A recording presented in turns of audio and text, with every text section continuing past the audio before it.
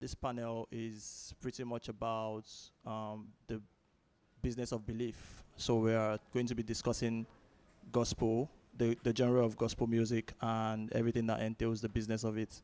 So I'll be asking everyone one more time. This time I'll be starting with you, Teniola. Um, how has belief influenced the kind of work you choose to create or support? I know you represent a lot of artists. Yeah. Essentially, I am at an intersection between Afrobeats and Afro gospel, interestingly.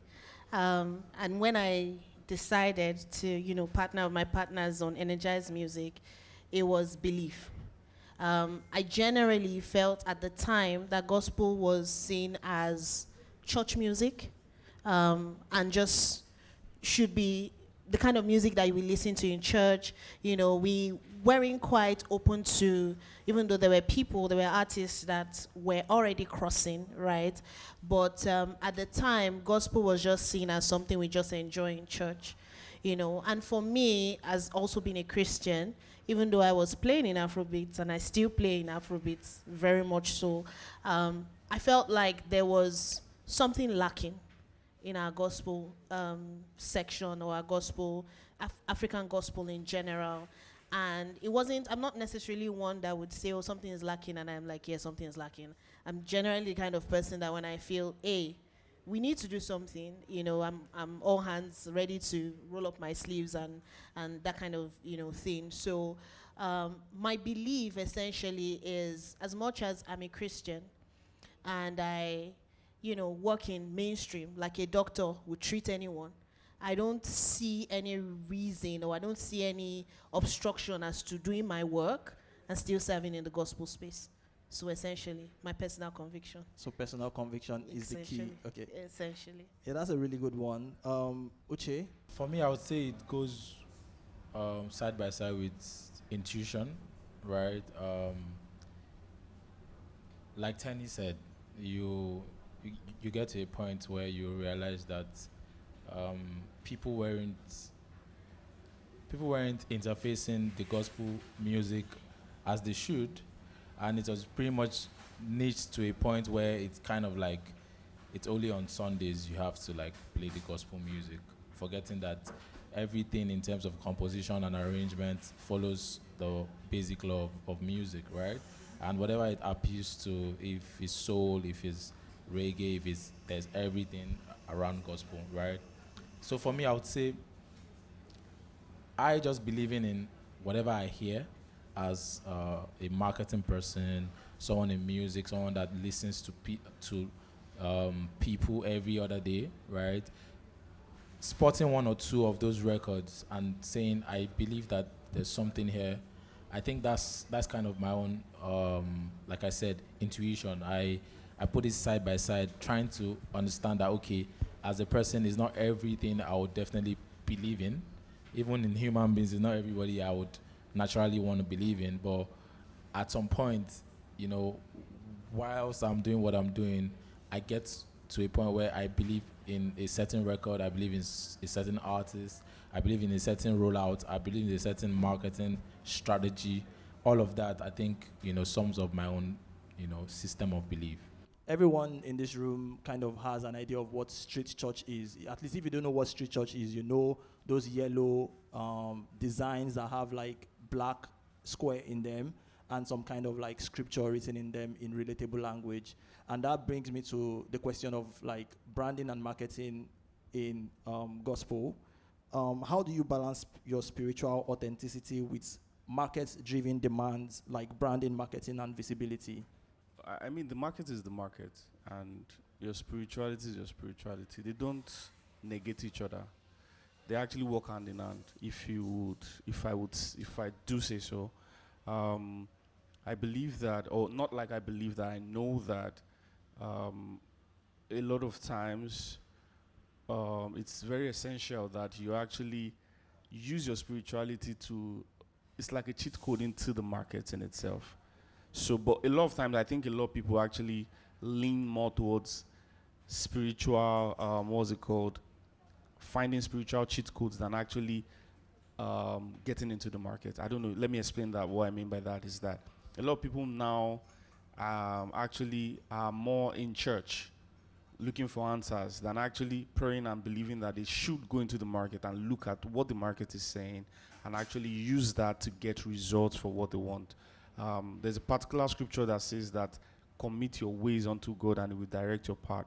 That means that you have a way, you have an idea, you've been able to get research and actually know things, and then you commit what you know unto God and He will direct you on how to use those things. So spirituality in itself does not negate you being street savvy, understanding the market, understanding what the street is saying, understanding what, if it's Alaba that is the next place for you to go, or it's Spotify, or it's Mad Solutions that you need to go to, or somewhere like that. You need to have knowledge, then your spirituality actually helps you to actually use that as an advantage. And I think that that's one thing that everybody I work with and myself, we use also, that our spirituality is not something that is standalone, and then the market is a standalone. They work hand in hand together. Yeah. Yeah, I like your answer. Everything you said, except the fact that you said if Spotify is where you have to go. Sometimes it's AudioMark you have to go. Sorry. Yeah, so Shalewa, I have a question for you. I know you work a lot with like artists, like big artists in the gospel scene. You have track record with Mercy Chinwo, you have with Teniola Akanni, you've worked with Judy K on your roster at Mad Solutions. Now my question is, when you are coordinating these releases for DSPs, right? What factors determine whether a gospel record is going to do well digitally? Like, what are those factors? Like, I want to release a gospel song, right? And I want to use Mad Solutions, but you want to assure me that it will do well. What are the factors that you would check that, okay, this song can do well on AudioMark or on any other DSP? Okay, first of all, we actually don't have control over these things. So the first thing is grace. Grace. And then I believe the quality of the music, actually. Because I'm a Muslim. Oh. But I still listen to Sumi Sola. I love Sumi Sola songs. I love Mercy Chinwo songs. I love all of those songs. So once the quality of the song is good, everybody runs along with it. Uche can tell you, okay, this song is good. I can bring out a dope marketing plan for this song. And then metadata is important. You cannot give me MP3 file, give me just an artwork. It won't work. You need to give me a detailed metadata. I mean, high quality WAV, Dolby Atmos, a very nice artwork, a detailed contributors metadata. I'm talking about producer, background vocals, mixing, and the person that worked on the mastering, all of those details, even lyrics. You understand? And then timing, very important. Because basically, you know, gospel artists before will just drop songs. They just drop it Monday, Tuesday, Wednesday, and it doesn't work like that. So for a single, minimum of 4 to 6 weeks is perfect. For you to submit? Yes. Okay. Then for an album, I'm talking like 2 months. So when we get the assets at that appropriate time, we're able to, you know, upload, send it to the DSPs, and then from our end, bring up a proper marketing plan. You know, you submit pitches to the DSPs. You DSPs, I'm sure you love a proper pitch. Yeah. With enough time. You understand? So that also determines a proper release, you know. So, like I said, grace. Okay, so after you do all the work, you also have to pray for grace. Yes. The producer has to be like, I don't know this English to use, sorry.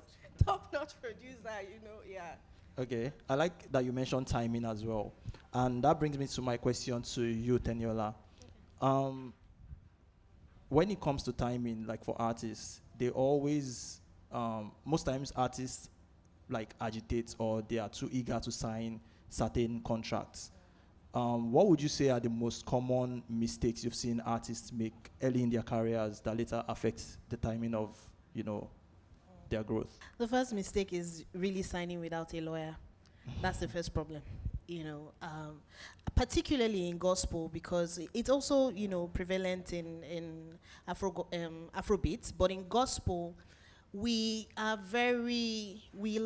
excuse me, but we over spiritualize certain things, so your intuition or your spirit or your heart tells you you should sign with Audiomack, for instance, even though I know Audiomack will not run you straight, but and then you're like really excited. Oh yes, the Lord has said it's time for us to go ye into the world, and you forget that there are principles. God is also a God of order. He did not do the world without order. So that you sign with or without, if you sign without a lawyer, it doesn't mean that you are less spiritual. I dare say that even the Mesichinwo, Nathaniel Bassi, those of us that do Hallelujah Challenge, we hear his legal partners. It does not reduce his spirituality.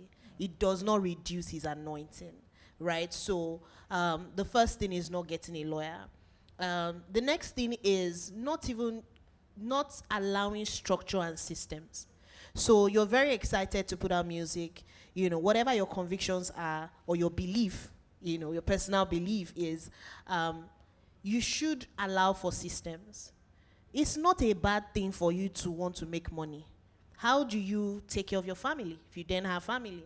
I'm not saying you're doing it for pride now, because now your reason for making money may be a bit different from the Afrobeat artist who wants to shine, who wants to get the bling bling, but the sincere things that you want to take care of your family, you want to have a family tomorrow, you want to even take care of your backup singers, your team.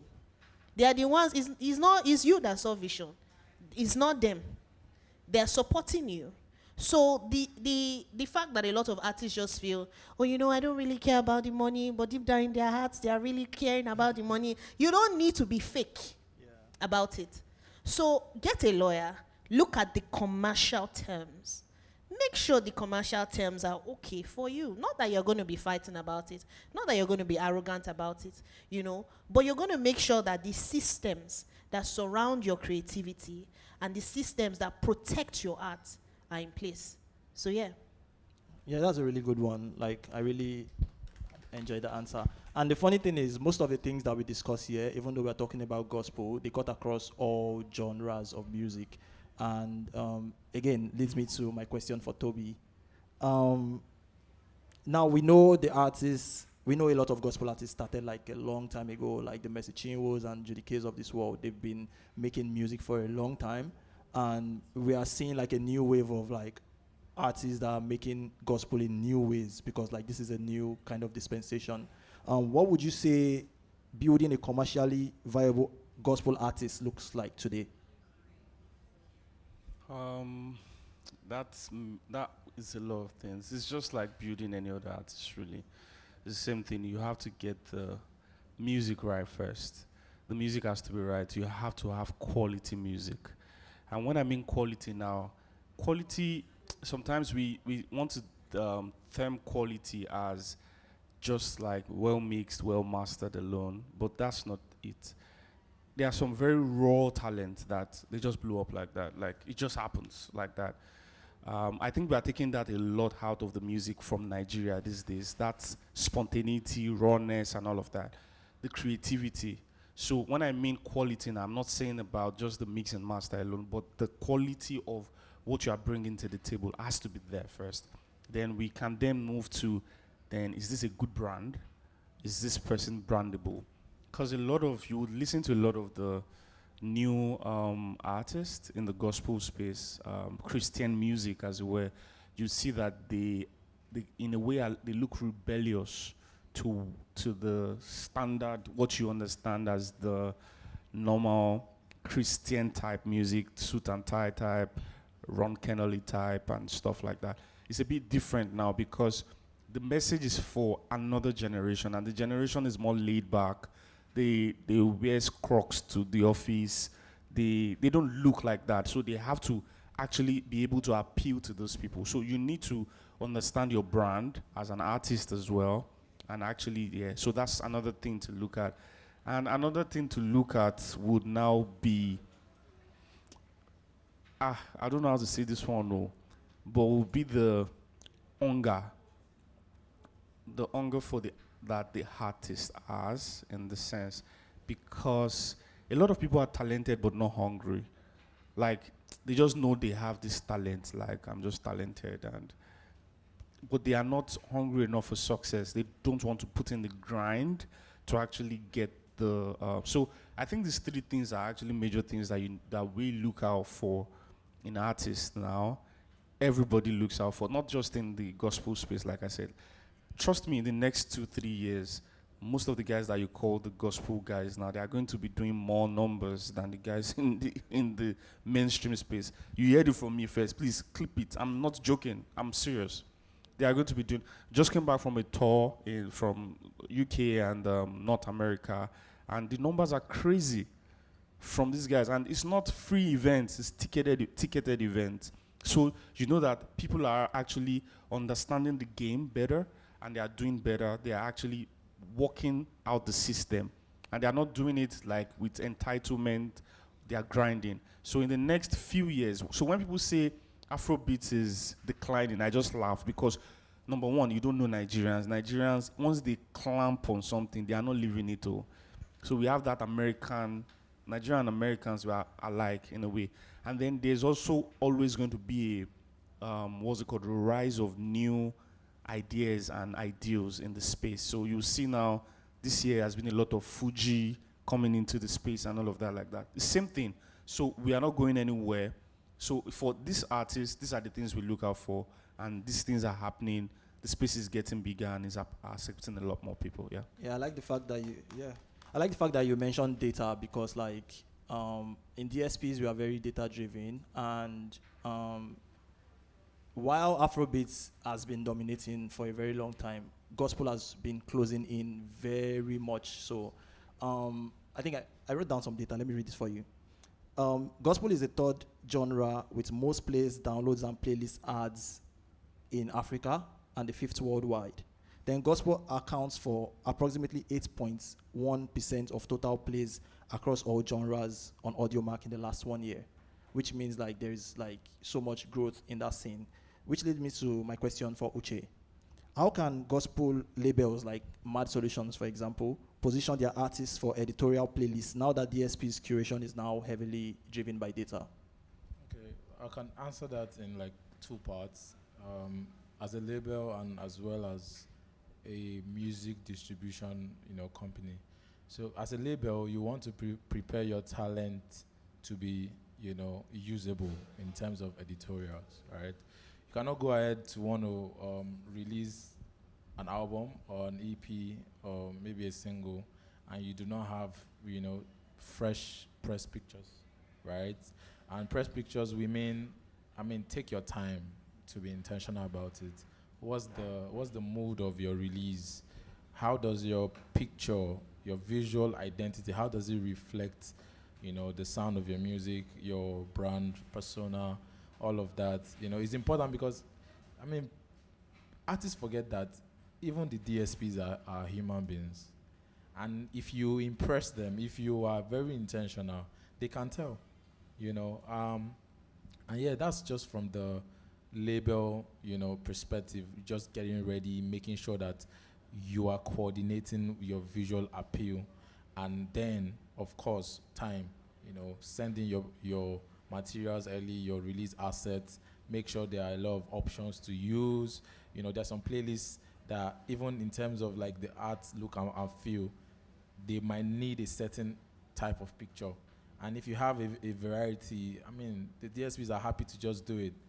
Maybe even their first choice might not have come through, and you are easily ready, and they're definitely going to go for you. Then from a music distribution standpoint, we've been fighting. We've been fighting for the gospel artists even since 2020, and by God's grace, the DSPs are now, a lot warmer to them. They have gone ahead, even at AudioMark, created, loads of playlist lines now that, just creates that infusion for the gospel artists and for the gospel community. So we fight for them. We make sure these assets are also readily available, and we submit in time. So yeah, I think with both sides, it's just a matter of being ready, being intentional, and pitching in time. Yeah, I think that's really true because, like, again, it's most of the curations are kind of human, and if you don't have proper press pictures, like you said, the chances of you getting proper placements across playlists are slim. But now let's shift from human to algorithm. And this question is for Shalewa. How do DSPs algorithms respond to gospel content, and what strategies actually move the needle for visibility? So for algorithm, yeah, I'll say gospel artists, they have the numbers. So first thing, streams. First day of release, their streams, the numbers is usually good. So once the numbers are good, it will place them, the algorithm prioritizes them. And then playlists as well, likes, individual playlists, editorial playlists. Once those ones are able to, once they are settled, algorithm picks it up. TikTok videos, sorry, YouTube shorts as well. YouTube shorts, very, very important.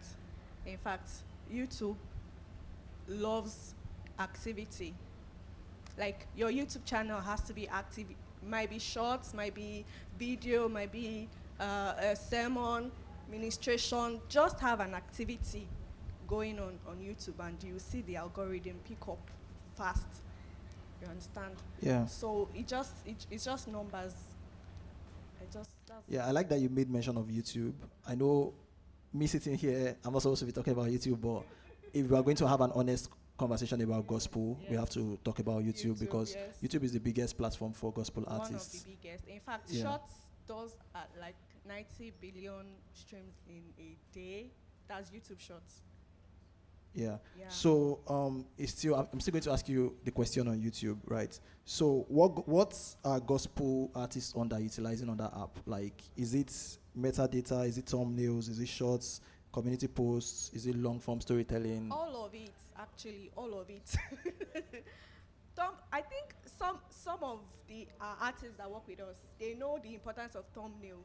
So as we're dropping videos or we're dropping content for them on YouTube, we always ensure they have thumbnail. You get? So thumbnail is very important. Shorts as well. And then you can go live. You can go live on YouTube. Nobody's restricting you from posting anything. It doesn't have to be serious setting. It can be just your daily routine, Anything goes on YouTube as long as it follows guidelines and is not deviating from what you believe in. You understand? So everything goes for YouTube. Okay, that's really a good answer. Before I go to either of you, I think I want to ask Uche one more question. And I'm asking from a position of working at a DSP that allows uploads for artists, right? At AudioMark, we allow artists to upload their stuff through the Creators app. And what this means is that certain people can upload, copyrights infringed content.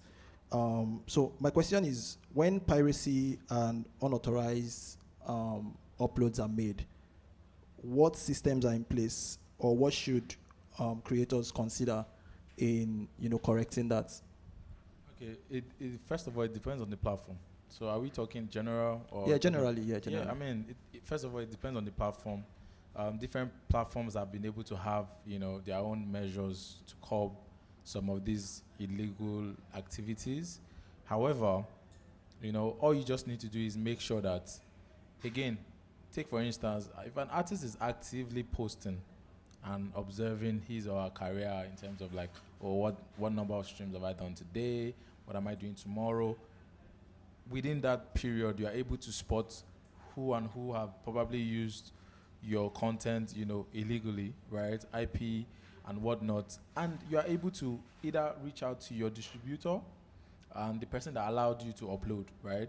And, formally like lodge this complaint, or you can go ahead and do it yourself, right? So at the end of the day, it's about observing what it is per platform, because what happens on YouTube might be different from an audio mark, might be different from Apple Music, different measures, different platforms. But at the core of it is just for you to be attentive through the right channels. Some platforms already even have guidelines to how you can report some of these scenarios, how you can block some things, even by yourself. So if an artist is really active, there's no way, someone will steal from you.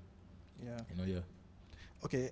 Before I go to the next question, I think I want Tenny's 2 cents on copyright infringement also from a legal perspective. Okay, so generally, like he said, when there's an infringement and the artist comes to the lawyer would usually send a formal complaint to the person, your distributor, right? The work of infringement would usually start with the distributor. Depending on the context, right? So the distributor, depending on, like you said, the platform, sometimes they may just put earnings on hold, right?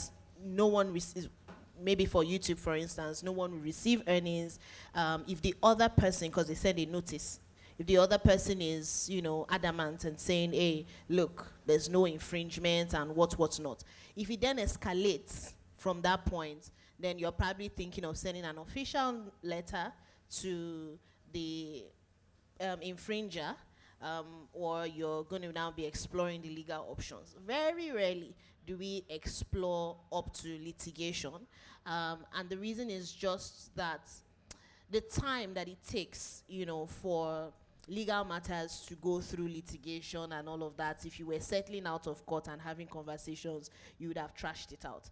But there are certain cases where trying to sort out amicably doesn't work, and then we now head over to litigation and get a notice from the court and an order rather from the court, to put an end to the infringements. It's usually a context thing depending on each scenario, but that's usually the flow. Okay, that's really good. That's really good. Now to Tobi. Let's shift away from litigation and copyright and suing to court. Now, Street Church has bridged youth culture and ministry, right? What have you learned about emerging gospel with contemporary culture? Like, what's changing in the gospel scene? What have you seen?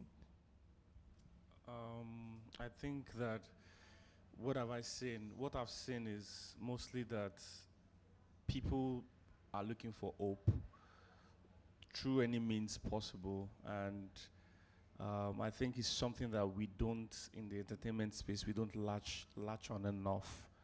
Like people looking for youth. There was a period, or there is actually a rise of what they call Afro-Adura, right? And it's actually people looking for hope in the trenches, right? So one of the things that I actually discovered was that people are looking for where to actually. Nigeria had like this. Everybody, they find something, a point of succor, a point of hope as it were. So, and I think that's one thing that I found out. So in this space, if you're an entertainer or a musician or whatever it is, I think it's something that we should explore more because people are looking for that. That's really true. This year, I think last year and this year, Afro-Andura releases have skyrocketed in terms of data. Next question is for Uche, actually. I like asking you these mad solutions questions, these distros questions, because there's a belief that gospel doesn't travel as fast as mainstream music, right? From your back-end insights, what does the data actually say? That is a lie. Because migration, to start with, we all know that Nigerians are pretty much everywhere. But then look at it, there are Christians everywhere. There are Christians that connect to God. And you cannot tell me before they want to hear something else and they're not connecting to. It's just, gospel has just never had visibility, Nobody is shining any torch to that entire space. That's why a lot of things just slip through the cracks. But first things first, that's a lie. The data can prove that gospel is pretty much listened to globally, and for a distribution company like Mass Solutions, luckily for us, when you're distributing with us, you're distributing globally, right? And even with the addition of our label servicing arm, if you even choose to, want to market your music in territories that even Afrobeat is competing, we are readily available to help you. So that said, we've had a couple of gospel artists even reach out to say, please, I would like a rollout plan. I would like a marketing, plan. What's the budget? How can I probably penetrate Europe? What can I do in the UK? Is anything possible in the US? Them even asking shows that, there's some awakening going on. So yeah, I think, to answer your question, that's false. Yeah, I think I also, like, from the term travel, like, I think as artists, this is just me giving my own 2 cents. Before you get into any kind of deal with any distribution or label, you need to ask questions about, like, what territories are those labels present? Because not all labels can distribute everywhere. Some people don't distribute to the UK, some people don't distribute to the US, some people will distribute only to Africa territories. So, like, you need to ask those questions. Which leads me to my next question for Shalewa. You've overseen, like, a lot of major gospel rollouts, right? What shifts have you noticed in how audience discover and engage with new gospel content? So, like Tobi said, everybody's clinging to hope, you understand? So, for every gospel release that tends to shine a light on what people might be, feeling, everybody tends to deviate towards it, you understand? So, for every quality release that drops and it resonates to people, they just roll with it, you understand? Then coupled with the fact that there's a marketing plan, there's a rollout plan, and sometimes TikTok, yes, sometimes the releases just pick up on TikTok themselves. Yeah. They don't have to do anything. People just pick up the parts that they love, they roll with it. Like Oluwato sing. Yeah. At a point, the TikTok remix was doing better than the original song. We had to reach out to DSPs that see what is going on. You have to take that down so that the original release can do better. You understand? So, yeah. That's interesting.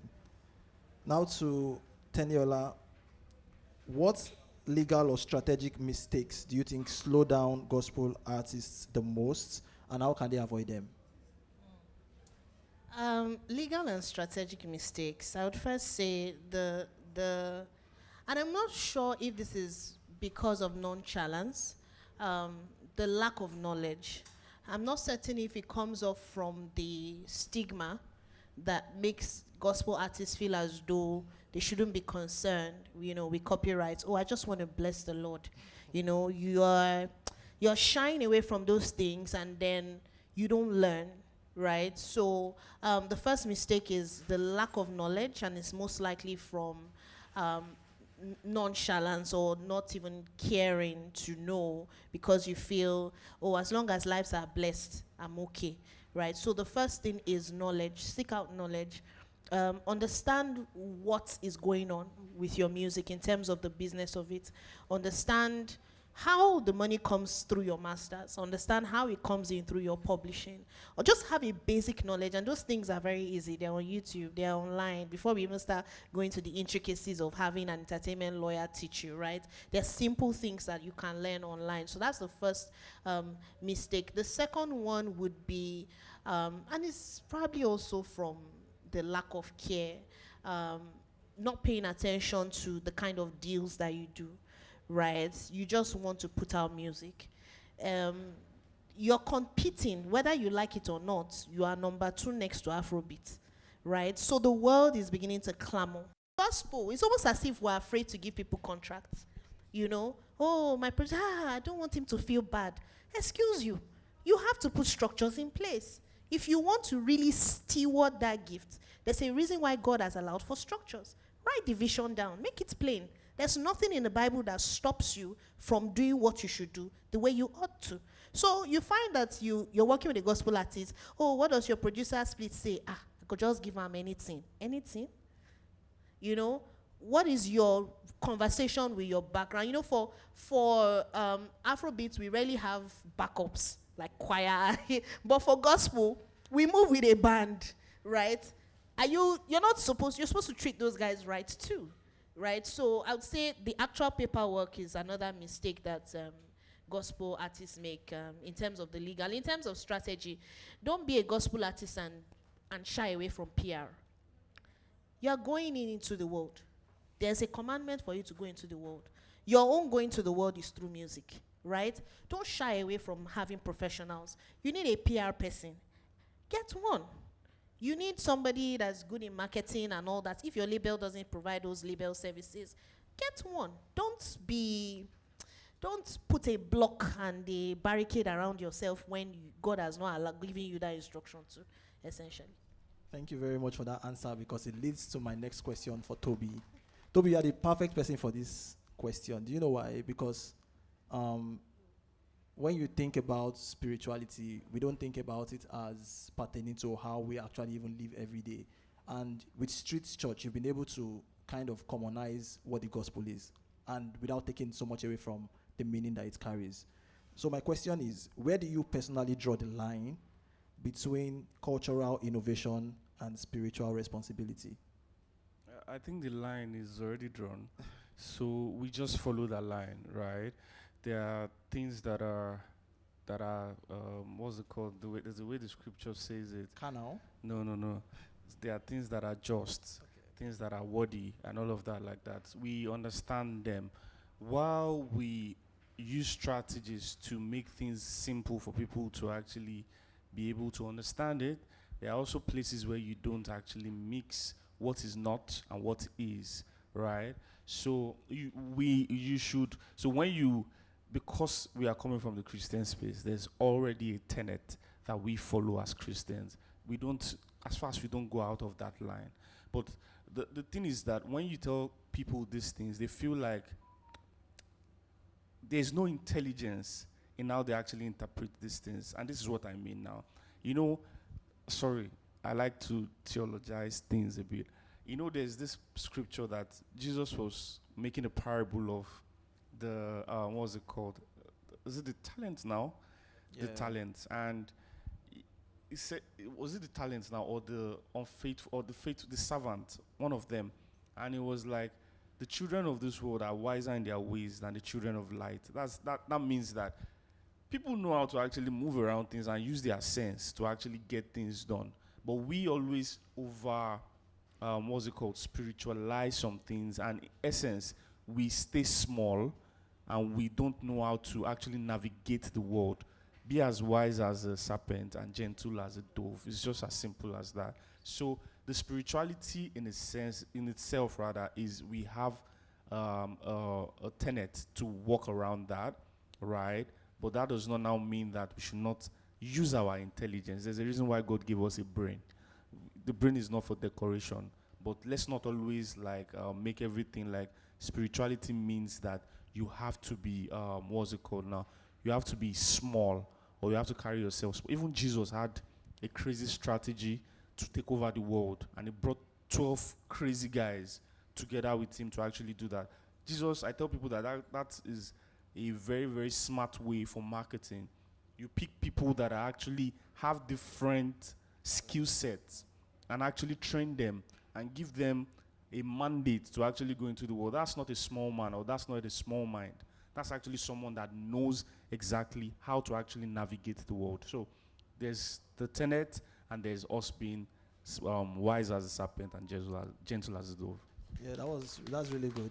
And Jesus marketing is still on till today, because that's why we are here. Yeah, you don't touch us like this, and we push and they go.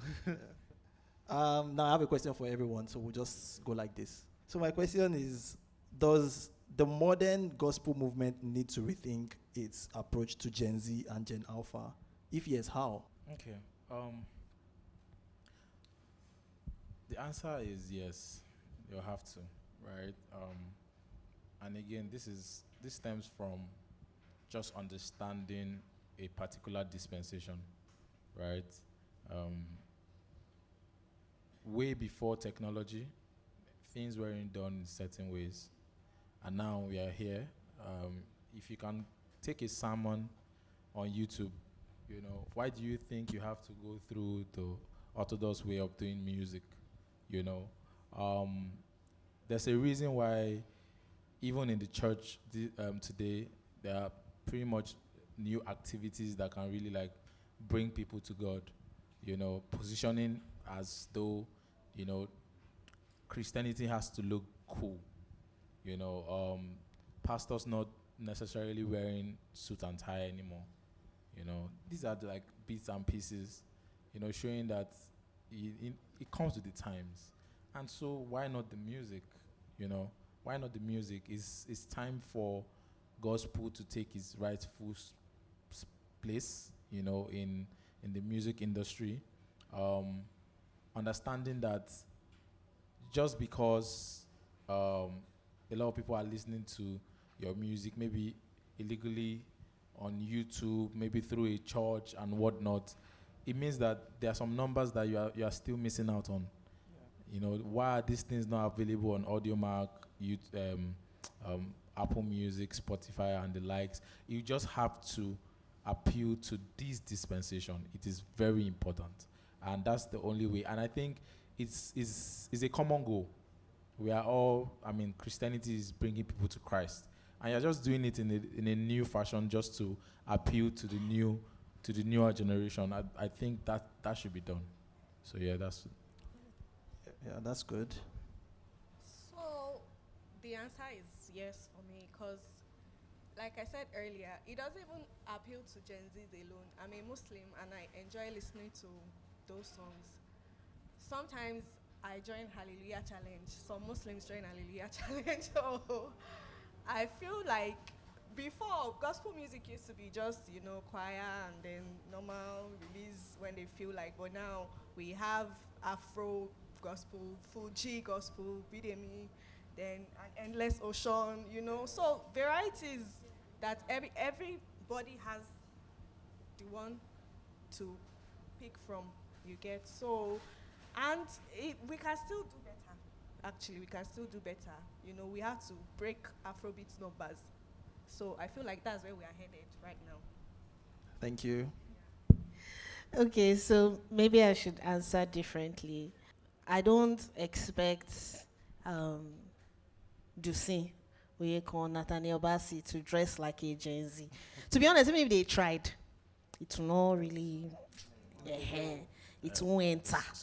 Sorry, but they do. Even if that's why we are not really seeing it go.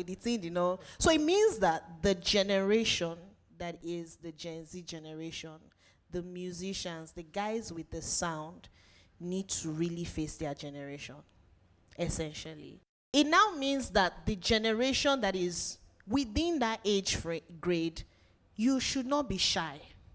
You are not coming to compete. You're coming to play your own role. That's the difference. Maybe in Afrobeats they compete, and that's fine, because that's the circle. But you're coming to play your own role and meet your own audience, right? The Adegboyes, the Oyedekpos, they've done their own part in terms of word and ministry. But we're seeing a new crop that is speaking our language that we understand. Our parents understood those people. Yes, this is not to say we're doing away with the old ways. That's where there's problem. Because a lot of times I find that we want to do, where this is how we do our things. No. Pick the things that are important from that generation and add it to yours. I'm not saying begin to sag your trouser because the Gen Z guys are sagging, because it might look tacky. To me, it looks tacky. I'm not looking from the aspect of sin or not sin. It's just not, But as a gospel artist within that age grade, carry the sound. The sound that appeals to you. Carry it with the Spirit of God and reach out to the audience that you should reach out to. You don't have to shrink. You don't have to copy the people that have gone ahead. They've done it the way they know how to, and it's worked for them. Your own generation has its own structure. It has its own tenants. Fix it. Learn the things that you can from the mentorship, and we call it discipleship in the gospel space. In the secular world, we call it mentorship. That's why also sometimes we see certain young artists fall out. There's mentorship there for them too. It's just that in the gospel space, we see it as discipleship, and sometimes people want to hover other people and or impose their authority over them. But do it your own way. Your sound is unique to you, and there's an audience waiting for you. Thank you. So I think what I would just say to that is, I think we are doing great already, getting to the Gen Z generation with the new wave of Christian music artists, right? I think what is just left now is for us to take the lead of conservationalism and be more proactive with the sound. The message is for everyone. Hope is for everyone. Jesus is for everyone, if I do say so. And we need to actually take that into everywhere. So, and the good thing is that the music is good. The music is good, trust me. You guys need to check out some Christian playlist on AudioMark. You guys have some, right? Yeah. Let me shout out some. Yeah, we have praise and worship, we have post and pray, we have discover gospel. So I'm even saying now that let's even not go praise and worship angle. Let's go more Afro gospel, yeah. Because people are looking for new sounds that they can use for birthday parties. I can use while walking and don't necessarily want to be in the spirit. I just want to hear something good and great. So I believe that we are still very conservative in how we actually put these things out and how bold we are in actually going toe to toe with anybody. And if I do say so, it didn't start with this generation. If you look at it, likes of the rooftop MCs, shout out to them. They were going toe to toe with the best rappers in Nigeria. Like they were winning rap battles as Christian artists. That's the level of proactivity that we need now for us to actually get to the Gen Z generation.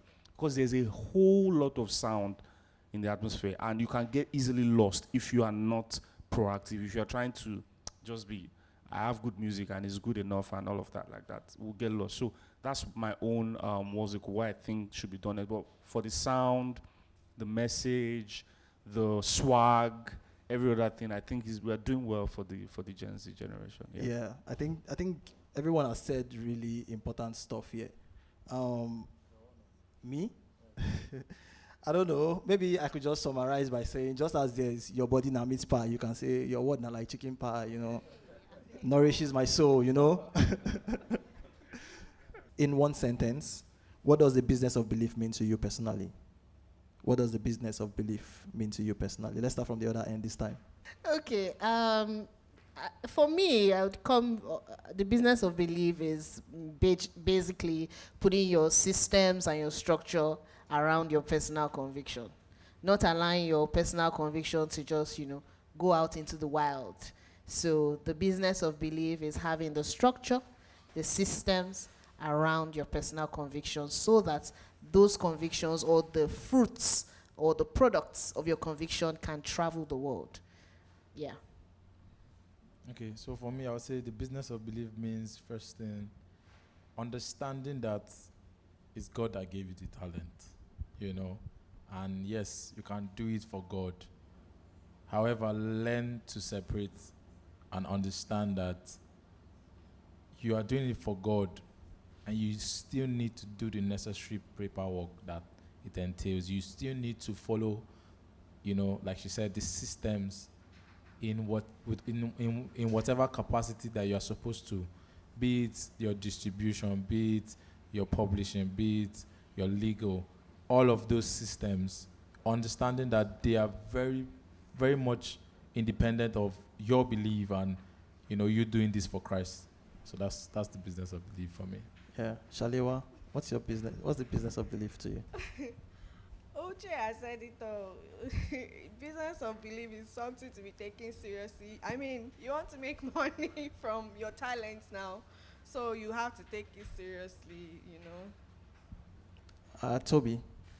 I think for me, it's 99 plus 1, right? The one is the business, and whatever you need to do to get that one in. It could be you. I've been the one before, so do it and get the one in through your music, film, whatever way. That's the business of my belief. Yeah. All right. We've had a very wonderful panel session. Please give a round of applause to all our panelists. If you learned something today, and you're sure you learned something, even if it's just one small thing you learned, give a round of applause to our panelists. All right. Thank you guys for coming, and we hope you have a lovely rest of your day.